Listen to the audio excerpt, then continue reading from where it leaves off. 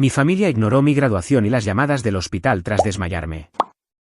3 días después, desperté sola rodeada de máquinas y encontré un mensaje donde me exigían ayuda.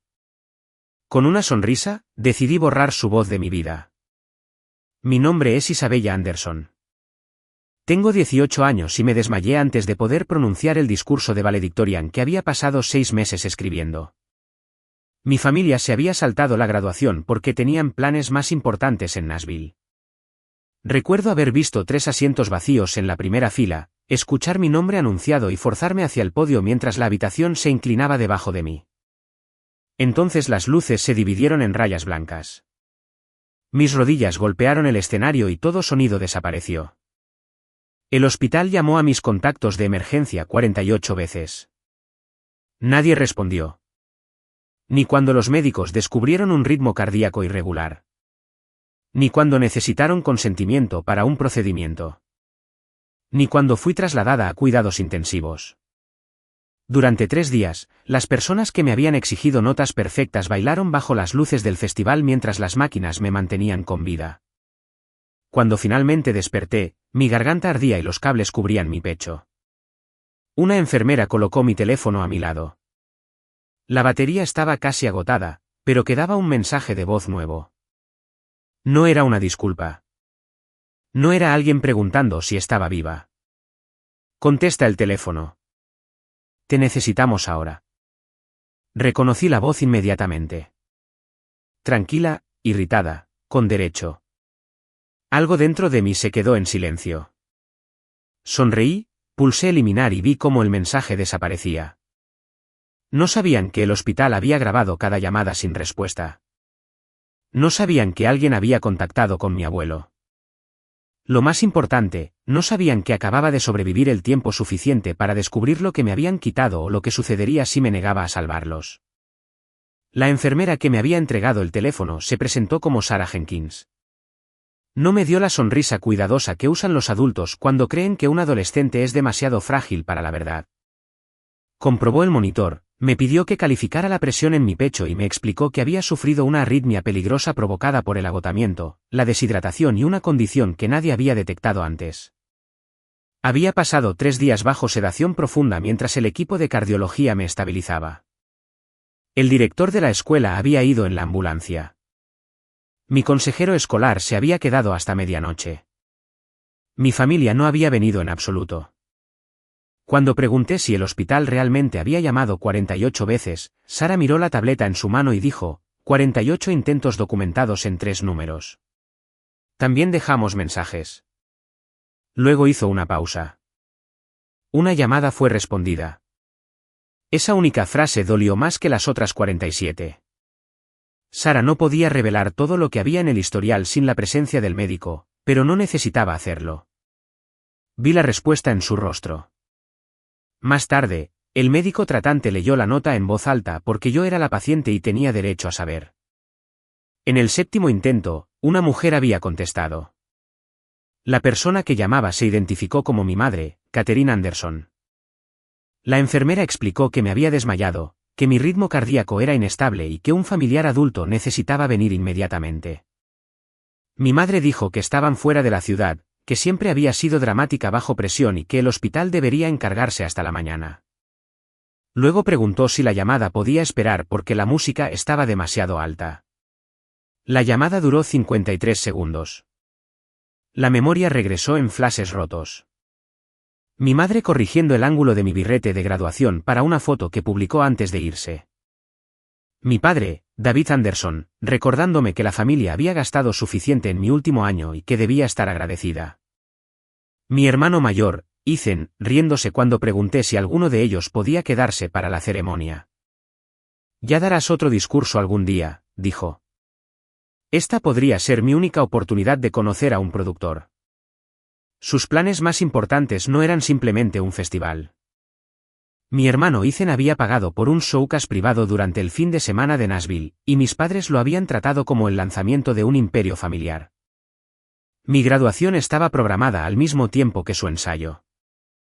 Lo eligieron a él sin dudarlo. El abuelo Robert llegó esa tarde sin flores, solo con una bolsa de lona para pasar la noche y una expresión que nunca le había visto antes. Era el padre de mi madre, un auditor bancario jubilado que medía sus palabras con tanto cuidado que el silencio a menudo parecía su primer idioma. Se sentó a mi lado, me tomó la mano y se disculpó. No por perderse la graduación. Había estado visitando a un amigo en Kentucky y había regresado en cuanto la escuela lo contactó, sino por algo más grande. Debería haber notado lo que estaban haciendo, dijo. Me dije a mí mismo que eran descuidados. El descuido no requiere firmas falsificadas. Lo miré, segura de que la medicación había distorsionado sus palabras. Abrió la bolsa y sacó una carpeta roja.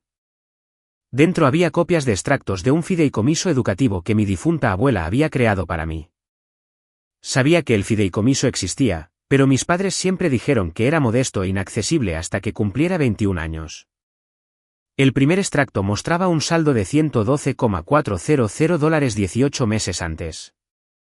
El más reciente mostraba $9,716. Las transferencias se habían dirigido a una compañía propiedad de mi padre, a una cuenta de tarjeta de crédito utilizada por mi madre y a un proveedor de entretenimiento de Nashville conectado al showcase de Ethan. 3 retiros tenían autorizaciones electrónicas a mi nombre. Nunca los había visto. El mensaje de voz de repente tenía sentido. No necesitaban saber si podía respirar sin oxígeno. Necesitaban mi voz porque el departamento de fraudes del banco había congelado la última transferencia después de que el abuelo informara de irregularidades. Mis padres querían que confirmara que había autorizado los retiros. Si me negaba, el pago pendiente para el showcase de Ethan sería revertido. Su cuenta comercial sería bloqueada y el banco podría investigar cada transacción. Habían ignorado 48 llamadas del hospital. Pero cuando su dinero dejó de moverse, recordaron que yo existía. El abuelo admitió que había sospechado un uso indebido meses antes, pero había dudado porque confrontar a mi madre significaba admitir cuánto tiempo la había consentido. Hace años, después de la muerte de mi abuela, había nombrado a mis padres CEO fideicomisarios porque creía que la supervisión familiar me protegería. Cuando aparecieron pequeños retiros, afirmaron que el dinero cubría tutorías, viajes escolares y gastos médicos. Aceptó explicaciones que nunca habría aceptado de un cliente. Quería paz, dijo. Usaron esa paz como cobertura. Su confesión lo hizo menos como el rescatador perfecto que necesitaba y más como un hombre imperfecto que finalmente elegía el coraje. Extrañamente, eso me hizo confiar más en él. Mi teléfono vibró de nuevo. Esta vez era un mensaje de texto de mi madre. Sabemos que estás despierta. Llámanos antes de que lo empeores. Apareció un segundo mensaje de mi padre. El banco está malinterpretando un arreglo familiar. Una conversación lo arregla todo. Entonces Ethan escribió, no destruyas mi futuro porque eres emocional. Leí cada mensaje una vez. Tomé capturas de pantalla, las reenvié a una nueva dirección de correo electrónico y coloqué el teléfono boca abajo. Por primera vez en mi vida, no me apresuré a explicarme. Le pedí al abuelo que llamara a un abogado, y le pregunté a Sara cómo obtener el registro completo de llamadas del hospital. Las máquinas a mi alrededor ya no sonaban como prueba de que había sido abandonada. Sonaban como testigos. A la mañana siguiente, la primera versión de la historia familiar ya se había extendido. Mi tía envió un mensaje de texto diciendo que mis padres estaban devastados y regresaban a casa lo más rápido posible. Un primo dijo que debía dejar de castigar a todos por un malentendido. Ethan publicó una pantalla en negro en las redes sociales con las palabras, emergencia familiar. Por favor, respeten nuestra privacidad, seguido 10 minutos después por un vídeo de una fiesta en la azotea. En el fondo, mi madre se reía con una copa de champán en la mano. La marca de tiempo mostraba que había sido filmado 14 horas después de la primera llamada del hospital. No estaban corriendo a casa. Estaban gestionando las apariencias. Ese patrón era familiar. Cada vez que mis padres me lastimaban, se convertían en víctimas de mi reacción. Cuando tenía 14 años, mi padre olvidó recogerme después de un torneo de debate y me dejó fuera de la escuela hasta casi la medianoche. Al día siguiente, les dijo a los parientes que yo no me había comunicado. Cuando tenía 16 años, mi madre usó el dinero de mi trabajo de verano para cubrir el pago del automóvil de Ethan y dijo que yo era egoísta por preguntar cuándo lo devolvería. A los 17, gané un premio académico estatal, y mis padres convirtieron la cena en un anuncio sobre los planes musicales de Ethan. Me había entrenado para sobrevivir siendo útil, callada y lo suficientemente exitosa como para hacerlos sentir orgullosos desde la distancia. ¿Había sido alguna vez su hija, o solo la prueba pulcra de que eran buenos padres? El abuelo y yo nos reunimos con una abogada llamada Emily Chen a través de una videollamada segura desde mi habitación del hospital. Ella habló claramente. Debido a que tenía 18 años, los fideicomisarios ya no tenían una amplia autoridad para realizar nuevos retiros sin mi consentimiento informado, aunque la distribución final se retrasara hasta los 21. Si mis firmas fueron falsificadas, el asunto podría implicar fraude, incumplimiento del deber fiduciario y robo de identidad. Me dijo que no amenazara a nadie, que no publicara acusaciones en línea y que no aceptara ninguna reunión familiar privada sin un testigo. Primero la evidencia, dijo. La emoción después. Me agradó de inmediato.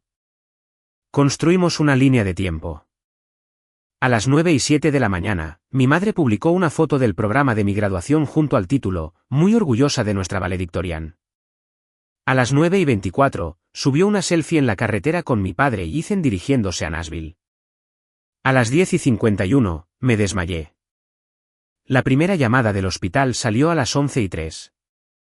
Mi madre respondió a las 11:26 y desestimó la emergencia. A la 1:14 de la tarde, mi padre usó una cuenta vinculada al fideicomiso para pagar el saldo final de $18,000 para el showcase privado de Ethan. A las 4:39, el hospital dejó su mensaje de 30 segundos. A las 5:02, mis padres aparecieron en la transmisión en vivo de Ethan bailando cerca del escenario principal. Durante los siguientes 2 días, abrieron mensajes de voz del hospital, rechazaron llamadas y continuaron publicando. Los registros financieros eran peores. Mis padres no solo habían gastado el fideicomiso en Ethan. Lo habían usado para mantener a flote la compañía de alquiler de eventos en apuros de mi padre, pagar impuestos de propiedad atrasados, comprar pases VIP para festivales y cubrir un procedimiento dental cosmético que mi madre había llamado médicamente necesario. También habían abierto una tarjeta de crédito usando mi número de seguro social poco después de cumplir 18 años. El saldo era de $14,680. Cada mes, mi madre hacía el pago mínimo desde mi cuenta corriente, la misma cuenta donde se depositaban mis estipendios de beca y mis salarios de medio tiempo. Mi excelente crédito se había construido sobre una deuda que no sabía que existía. El abuelo parecía físicamente enfermo mientras Emily lo explicaba. Había pasado su carrera advirtiendo a la gente sobre la manipulación financiera, sin embargo, había sucedido dentro de su propia familia. Preguntó si podía reembolsarme de inmediato. Dije que no. El dinero de él podría mantenerme a salvo, pero también permitiría que mis padres evitaran las consecuencias de lo que habían hecho. Necesitaba que las cuentas fueran congeladas, la deuda falsificada disputada y la verdad documentada. No estaba interesada en arruinarlos. Estaba interesada en negarme a ser lo próximo que arruinaran. Al mediodía, mis padres finalmente llegaron al hospital. Lo supe antes de que se abriera la puerta porque escuché a mi madre discutiendo con seguridad. Exigió acceso a su hija y afirmó que el personal no la había informado. Mi padre le dijo a alguien que era un fideicomisario autorizado y amenazó con acciones legales. Ethan se quejó de que tenía un vuelo que tomar. Los 3 habían regresado, no porque un médico dijera que casi moría, sino porque el banco les había dado hasta las 5 para obtener mi confirmación. Le pedía seguridad que admitiera solo a mi madre y mi padre con el abuelo y Sara presentes. Cuando entraron, mi madre se apresuró hacia la cama con los brazos abiertos. Levanté una mano. Se detuvo como si la hubiera golpeado. Mi padre colocó una carpeta en la mesa de la bandeja y dijo, «Podemos lidiar con los sentimientos después de arreglar el problema financiero». Ahí estaba. La jerarquía de su preocupación hablada sin vergüenza. El documento era una autorización retroactiva que indicaba que yo había aprobado cada retiro del fideicomiso para fines de apoyo educativo y familiar. También afirmaba que la tarjeta de crédito se había abierto a mi solicitud para enseñarme responsabilidad financiera. Mi madre me acercó un bolígrafo y bajó la voz. «Firma esto y todos podemos ir a casa». Miré a la mujer que le había dicho a una enfermera de cuidados intensivos que se ocupara de mí hasta la mañana. Luego miré al hombre que había pagado $18,000 para una fiesta mientras los médicos intentaban estabilizar mi corazón. Ya usaste mi nombre, dije. No obtendrás mi firma también. La expresión de mi padre se endureció. Mi madre comenzó a llorar, pero ninguna lágrima llegó a sus mejillas. Ethan gritó desde el pasillo que lo estaba destruyendo todo. El abuelo se levantó, abrió la puerta y le dijo a seguridad que la reunión había terminado. Mientras mis padres eran escoltados, mi madre se dio la vuelta y susurró, «No tienes idea de lo que le pasa a esta familia si te niegas». Yo sí lo sabía. Por primera vez, ese era el punto. Negarse a firmar no produjo una disculpa. Produjo una campaña. Antes de que seguridad hubiera escoltado a mis padres fuera del edificio, mi madre había llamado a 3 parientes y les había dicho que estaba confundida por la medicación. Por la noche, los chats grupales familiares se llenaron de mensajes sobre el perdón, la lealtad y el peligro de tomar decisiones permanentes mientras se estaba emocional. Nadie preguntó por qué a una joven de 18 años recuperándose de cuidados intensivos se le había presentado un documento legal. Nadie preguntó por qué mis padres necesitaban mi firma antes de necesitar tomar mi mano. Mi tía llamó al abuelo y lo acusó de ponerme en contra de mi madre. Mi padre le envió un correo electrónico a Emily alegando que los retiros eran reembolsos ordinarios por criarme. Ethan me envió un mensaje de voz de 4 minutos diciendo que cientos de personas habían trabajado en sus showcas y que yo sería responsable si perdían dinero. No mencionó que el showcas había sido financiado con el fideicomiso de mi abuela. Dijo que siempre había estado celosa de su talento. Guardé el mensaje en la carpeta de evidencia. Emily actuó rápidamente. Envió avisos de conservación al banco, a la compañía de la tarjeta de crédito y al negocio de mi padre. El hospital emitió un registro de llamadas certificado que mostraba cada intento, cada mensaje de voz y la nota de la llamada contestada. Mi escuela proporcionó el informe de emergencia junto con imágenes de seguridad que mostraban mis asientos familiares vacíos y a los paramédicos llevándome del escenario. Las publicaciones públicas de mi madre suministraron el resto. Había documentado su propia indiferencia con detalles brillantes y filtrados. El banco revirtió el pago pendiente de $18,000 para el showcas y congeló los activos restantes del fideicomiso. El lugar de Ethan canceló su evento privado cuando el depósito desapareció. Publicó que un pariente vengativo había saboteado su carrera. En cuestión de horas, extraños me atacaban sin saber mi nombre. Mi madre reenvió varios comentarios y escribió, «Mira lo que causaste». Casi respondí. Luego recordé el consejo de Emily y no hice nada. El silencio había sido una vez el papel que mi familia me asignaba. Ahora era estrategia.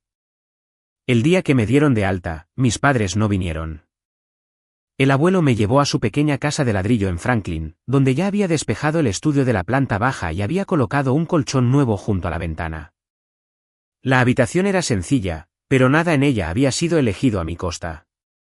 Dormí durante 16 horas. Cuando desperté, encontré un cuaderno en el escritorio con una nota del abuelo. Escribe lo que pasó antes de que alguien te convenza de que no pasó. Comencé con el hospital. Luego escribí sobre los años anteriores a eso. Escribí sobre cumpleaños pospuestos por los ensayos de Ethan. Premios convertidos en sus anuncios. Y cada vez que mis padres pedían dinero prestado sin devolverlo. Escribí sobre la regla de que tenía que ser excelente pero nunca inconveniente. El cuaderno no me hizo sentir más fuerte inmediatamente. Me enfureció. Esa ira me asustó hasta que mi cardiólogo explicó que el estrés empeoraría mi recuperación y me recomendó terapia. La terapeuta que conocí 2 días después, la doctora Olivia Ayes, dijo que la ira no era una orden. Era información. Te dice que se cruzó un límite. Ella dijo, tu trabajo es decidir qué te protege. Ahora, lo que me protegía era la distancia. Cambié mis contraseñas, moví mi número de teléfono a una cuenta separada, congelé mi crédito y redirigí mi correo. Emily me ayudó a presentar un informe de robo de identidad y disputas formales. El abuelo eliminó a mis padres como usuarios autorizados de cada cuenta que controlaba. Contacté a Vanderbilt, donde había aceptado una beca académica completa y expliqué que una recuperación médica podría retrasar mi orientación. La decana ofreció flexibilidad y me conectó con viviendas de emergencia. Cada paso práctico se sintió más poderoso que cualquier discurso que hubiera podido gritar a mis padres. Entonces la amenaza cambió. Mi padre llegó a la casa del abuelo al anochecer y estacionó frente a la entrada. Al principio no llamó a la puerta. Se sentó en su camioneta con las luces delanteras apuntando a las ventanas y me llamó 12 veces. Cuando el abuelo salió, mi padre lo acusó de robarle a su hija y de destruir el negocio familiar. Miré desde detrás de la cortina como los dos hombres se enfrentaban bajo la luz del porche. El abuelo no gritó. Le dijo a mi padre que el dinero del fideicomiso nunca fue suyo, que mi identidad nunca fue suya y que el acceso a mí no era su derecho. Mi padre respondió que todos en la familia se habían beneficiado de los sacrificios que él hizo.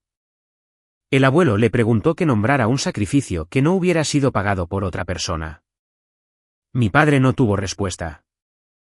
Antes de irse, gritó que mis padres estaban planeando una celebración pública de graduación en mi honor.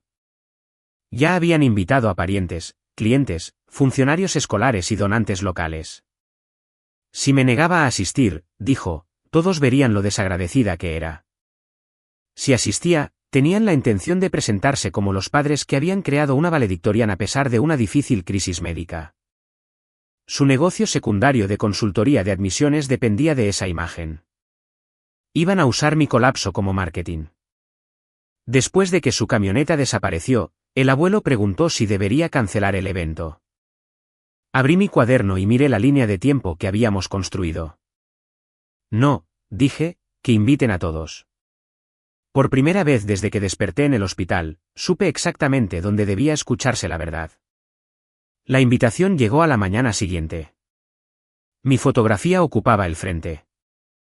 Isabella Anderson, valedictorian, superviviente, inspiración. Debajo, mis padres habían escrito que estaban organizando una noche sobre el sacrificio familiar, la excelencia académica y la resiliencia. Las entradas costaban $75 con supuestas ganancias para apoyar a estudiantes locales. El logo de la consultora de mi madre aparecía en la parte inferior junto al de la empresa de eventos de mi padre. Ethan figuraba como el artista principal. Habían transformado mi graduación, mi hospitalización e incluso mi silencio en un producto. Emily investigó el evento y descubrió que no se había registrado ningún fondo de becas. Los pagos de las entradas iban directamente a la cuenta comercial de mi padre. Varios patrocinadores habían contribuido porque mis padres afirmaron que anunciaría un nuevo programa de tutorías. El director de mi escuela había accedido a hablar porque creía que el evento ayudaría a pagar mis facturas médicas. La mentira era más grande de lo que esperaba, pero también creaba una elección clara. Podríamos enviar avisos legales de forma privada y cerrarlo, o podríamos permitir que las personas engañadas escucharan la verdad de mi parte. Emily me advirtió que la confrontación pública podría ser emocionalmente brutal. ¿La doctora? Ellis me preguntó si quería rendición de cuentas o humillación. Pensé cuidadosamente antes de responder. Rendición de cuentas, dije. Pero he terminado de protegerlos de la vergüenza causada por sus propias acciones. Nos preparamos sin decirles a mis padres. Emily contactó con el lugar y explicó que asistiría con un abogado. El gerente acordó preservar los registros de pago y permitirnos usar el sistema de presentación si me invitaban al escenario. El director de la escuela proporcionó permiso por escrito para usar el informe de emergencia de graduación. Sara acordó escribir una declaración confirmando los intentos del hospital sin revelar detalles médicos privados. El abuelo reunió los registros del fideicomiso en un formato que la gente común pudiera entender. Escribí mi discurso, lo eliminé y lo escribí de nuevo. Esta vez no escribí como una valedictorian tratando de inspirar a todos. Escribí como una testigo.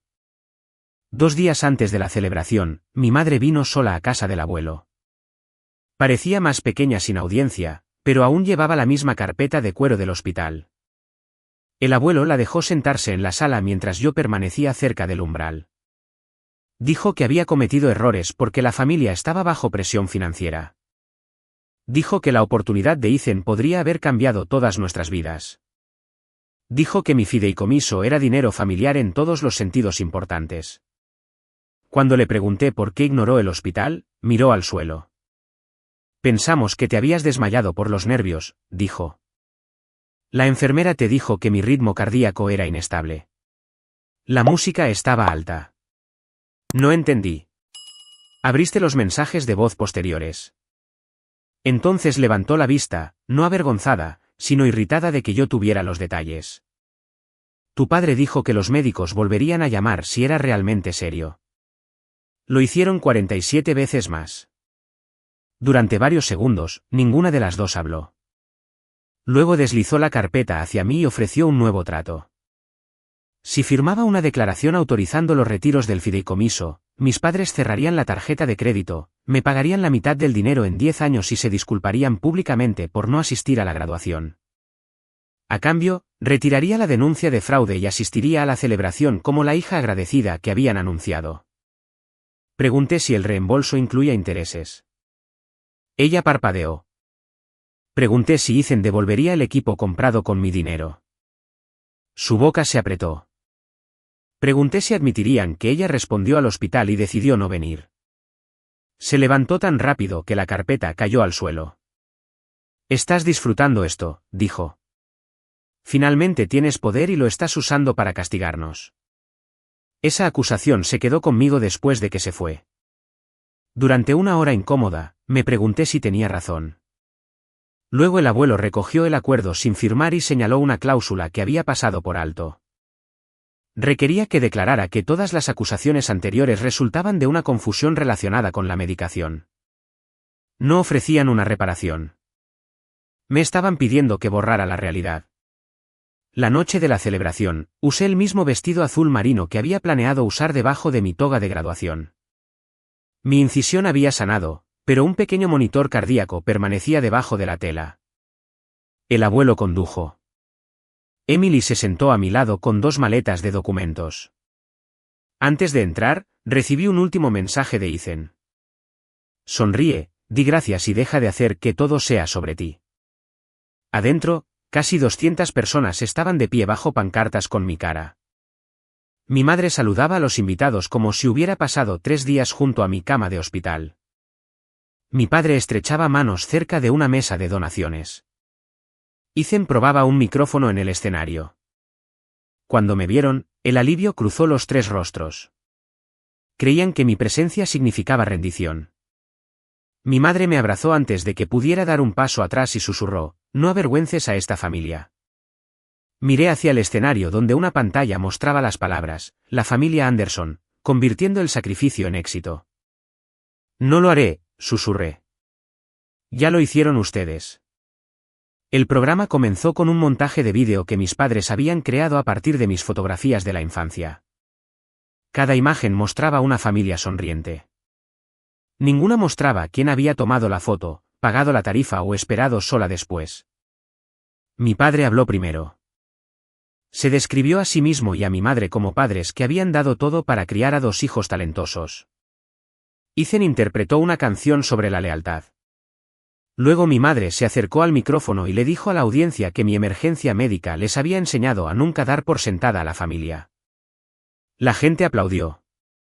La observé aceptar la simpatía por una crisis que ella había ignorado. Cuando me invitó al escenario, me moví lentamente, en parte porque mi cardiólogo me lo había ordenado, y en parte porque quería que la sala se quedara completamente en silencio. Mi madre me entregó el micrófono y se colocó a mi lado para las fotografías. Agradecí al director, a los paramédicos, al personal del hospital, a mi abogada y a mi abuelo. No agradecí a mi familia. La sonrisa de mi padre comenzó a desvanecerse. Me pidieron que hablara esta noche sobre el sacrificio, dije. Así que traje un registro de quien realmente lo hizo. La pantalla detrás de nosotros cambió.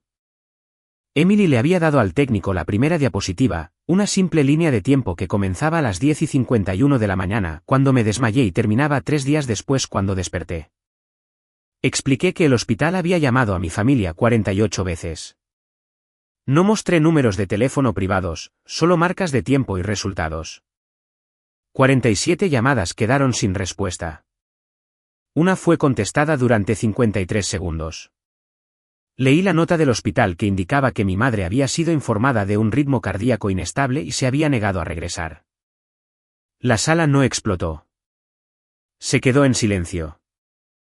Ese silencio fue peor para mis padres que los gritos. Mi madre intentó tomar el micrófono, pero me alejé. Ya tendrás tu turno, dije. Yo no tuve el mío cuando estaba inconsciente. La siguiente diapositiva mostró sus publicaciones públicas del festival junto a las llamadas del hospital. Los invitados vieron el pago de mi padre para el showcase de Ethan después del primer mensaje de emergencia. Vieron a mi madre bailando después de abrir un mensaje de voz de cuidados intensivos. Ethan gritó que las capturas de pantalla fueron sacadas de contexto. Le pedí al técnico que reprodujera el mensaje de voz que me había enviado. No destruyas mi futuro porque eres emocional. Su propia voz llenó el salón de baile. Luego me dirigí al dinero. No mostré números de cuenta completos ni hice afirmaciones que Emily no pudiera probar. Mostré el saldo original del fideicomiso, el saldo restante y las categorías de retiros disputados. Expliqué que se habían presentado firmas con mi nombre sin mi conocimiento. Expliqué que se había abierto una tarjeta de crédito usando mi identidad.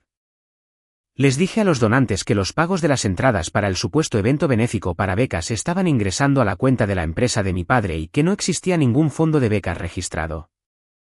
El gerente del lugar cerró inmediatamente la mesa de donaciones. El director se alejó de mis padres. Un patrocinador pidió que le devolvieran su cheque. Otro comenzó a grabar, pero Emily solicitó que nadie publicara nada hasta que las autoridades revisaran los documentos. Mi padre subió corriendo al escenario y acusó al abuelo de fabricar la evidencia. El abuelo no discutió. Sostuvo el acuerdo original del fideicomiso y dijo, le fallé a Isabella al confiar en ustedes. No le fallaré al ocultar lo que siguió. Mi madre finalmente tomó un segundo micrófono. Lloró diciendo que los padres a veces toman prestado de un hijo para salvar a otro. Dijo que Ethan tenía una oportunidad única y que yo ya tenía una beca completa. Luego cometió el error que disipó cualquier duda restante. Isabella no necesitaba ese dinero tanto como nosotros. Un murmullo recorrió la audiencia. Ethan la miró fijamente. Mi padre cerró los ojos. Había imaginado sentirme triunfante. En cambio, me sentí clara. La venganza, me di cuenta, no era que la sala se volviera contra ellos. Era el fin de su capacidad para definir lo que había sucedido. Ese fideicomiso vino de la abuela, dije, mi salud, identidad y futuro no eran recursos adicionales para que esta familia los gastara. Emily anunció que los registros financieros habían sido remitidos a la unidad de investigación del banco y que se estaban tramitando denuncias formales. También declaró que todos los titulares de entradas recibirían información sobre los reembolsos. Mis padres no fueron arrestados en el escenario porque las consecuencias reales rara vez llegan con una sincronización teatral perfecta. Pero las consecuencias ya habían comenzado. Los clientes se fueron. Los patrocinadores se retiraron. El representante del distrito escolar eliminó a mi madre de un próximo seminario para padres. El lugar embargó el equipo vinculado al pago disputado hasta que se pudiera verificar la propiedad. El productor invitado de Ethan se fue sin hablar con él. Mi padre me siguió al pasillo y bloqueó la salida. Arregla esto, exigió. Diles que lo manejamos en privado. Durante años, esa orden habría funcionado. Me habría disculpado por su miedo y me habría llevado el daño a casa. Esta vez, saqué mi teléfono e hice la única llamada que importaba. No a él, no a mi madre. Llamé al oficial de policía apostado en el lugar y pedí ayuda para salir de forma segura. Fue la llamada número 49 de la historia y fue la primera que hice yo, para mí. La investigación duró 9 meses. Durante ese tiempo, comencé la universidad un semestre tarde, asistí a rehabilitación cardíaca y aprendí que la curación era menos dramática que la confrontación. Parecía alarmas de medicamentos, citas de terapia, informes de crédito disputados y mañanas en las que extrañaba a la familia que deseaba tener. Extrañarlos no significaba volver a ellos. El banco confirmó que mis firmas electrónicas habían sido copiadas de un formulario escolar antiguo. La compañía de tarjetas de crédito eliminó la cuenta fraudulenta de mi expediente. Mediante un acuerdo civil, se devolvieron los fondos restantes del fideicomiso. Mis padres transfirieron su parte de la propiedad de mi abuela para pagar parte de la pérdida, y mi padre vendió su equipo de eventos para cubrir una restitución adicional. Sus negocios de consultoría y eventos cerraron después de que los clientes se retiraran. Mi madre renunció a 2 juntas comunitarias. Ethan vendió el equipo de grabación comprado con dinero del fideicomiso y se mudó a Los Ángeles sin el showcase o el productor que esperaba. Ninguno de ellos fue a prisión, pero perdieron la imagen, el acceso y el control financiero que habían valorado más que a mí. Mis padres enviaron cartas de disculpa a través de Emily. Mi padre escribió que había tenido miedo de perderlo todo. Mi madre escribió que esperaba que la maternidad contara para algo. Ethan escribió solo 3 oraciones, todas sobre la carrera que creía que le había quitado. Leí las cartas una vez y las guardé en una caja con la autorización sin firmar. No respondí. El perdón, si alguna vez llegaba, no sería un permiso para regresar. El abuelo también enfrentó consecuencias, aunque diferentes. Se disculpó sin pedirme que lo consolara, pagó sus propios honorarios legales y asistió a terapia para entender por qué había ignorado las señales de advertencia. Nunca se llamó a sí mismo mi salvador. Simplemente siguió apareciendo. Cuando hice mi primera presentación en Vanderbilt, se sentó en la primera fila 20 minutos antes. Con parte del acuerdo, creé una pequeña subvención de emergencia a través de la universidad para estudiantes que lidiaban con robo de identidad o abuso financiero en casa. La llamamos el Fondo 48. El número ya no pertenecía solo a las llamadas que mi familia ignoró. Representaba 48 oportunidades para una institución, un maestro, una enfermera, un amigo o un superviviente de seguir intentándolo.